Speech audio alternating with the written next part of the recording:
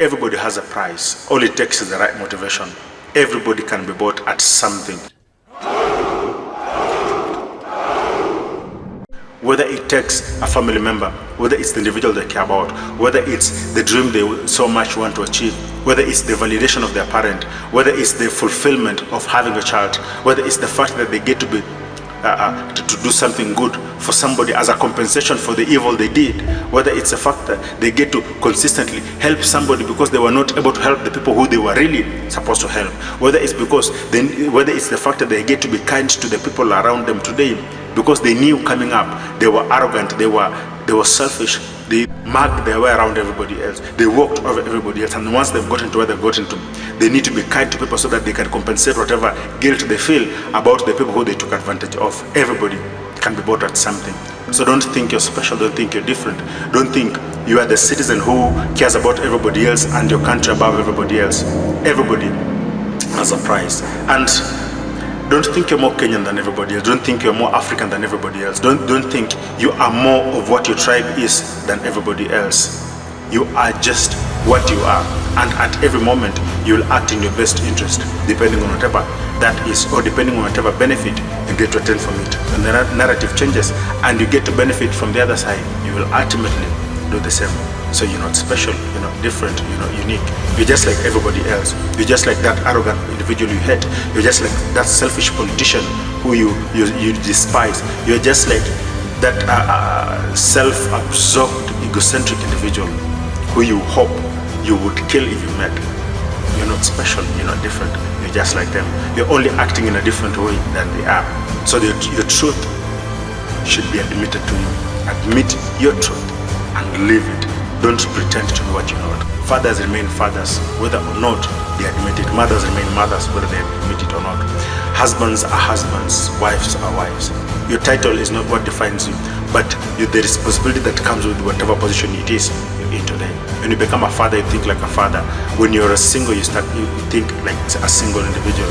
When you become a parent, whether you like it or not, your perspective shifts from you thinking about yourself to thinking about somebody else who is an extension of your bloodline and your generation and yourself. So at every moment we will act different, and everybody will always act in their best interest. Act in your best interest. There's something about the villain that is truthful, is honest, a reflection of who we all are, what we all want to achieve. But he went about it in a different way than most of us would. So understand, it's not black and white. It's not what you think it is. Blessings. If you are to be honest with yourself, if you are to tell yourself the ultimate truth, if you are to be very truthful with yourself, you realize that the reason you're failing, the reason you're lagging behind, the reason most of the things are not going as fast as they should for you is because you're trying to take everybody with you. You're trying to carry everybody with you today. You're trying to help so many people at the same time. You're trying to drain yourself because you care about other people more than you. You're trying to distribute the very little that you have, and you have none left for yourself.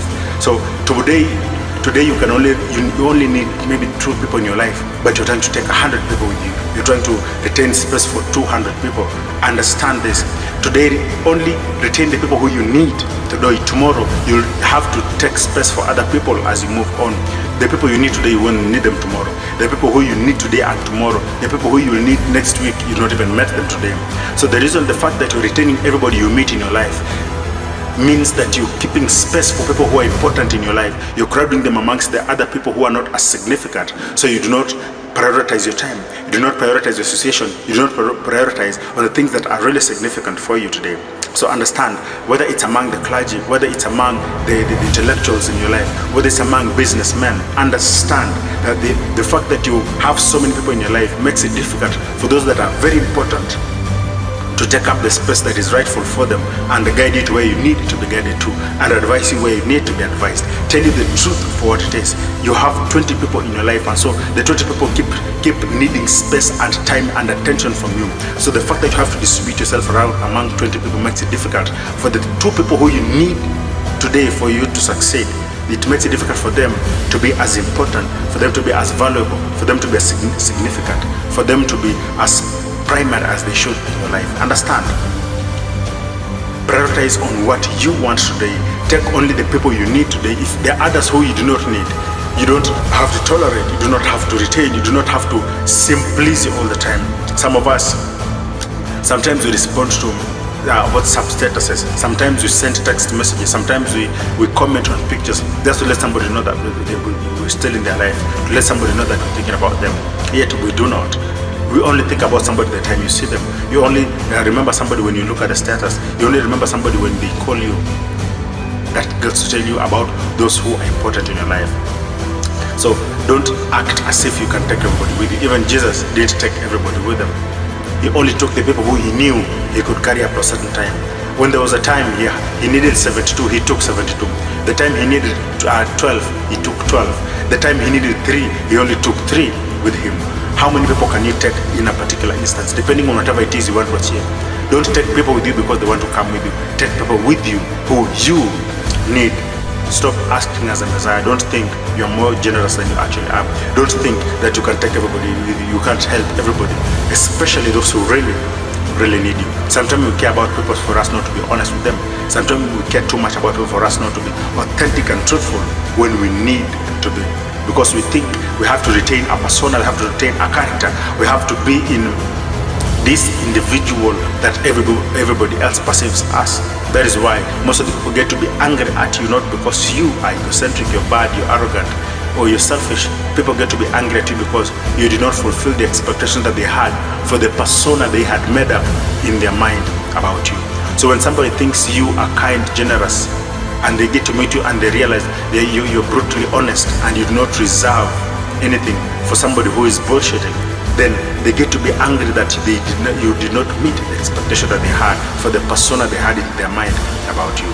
When somebody meets you and they thought you'd be soft-spoken and you'll be generous and you'll be looking out for everybody who needs help, and they get to meet you and they realize you only prioritize the people who you need in that particular time. You only go for things that get to benefit you today. You only go for things that are important, and if they are not, you do not care about them. Then they get to be angry at themselves for expecting too much about you. And their anger, the way they respond towards you, whether it's abuse, whether it's negative comments, whether it's hatred, it's because their expectations have been crushed. Because the persona they had made up about what they thought you are has been crushed. Their bubble has been burst. So understand, it's not always about you when other people act. It's about what they thought you were. So don't live trying to find out what does this person think about me so that you can fulfill that expectation. Don't live trying to find out what does this person do, how can I fulfill these individuals. Ask yourself, what do you get to benefit from every interaction? How do you get to grow from every interaction? How do you get to build yourself from every interaction? How do you get to progressively measure your capacity, your ability, your influence as you move up ahead? Everybody else, everybody needs something. Everybody can be bought.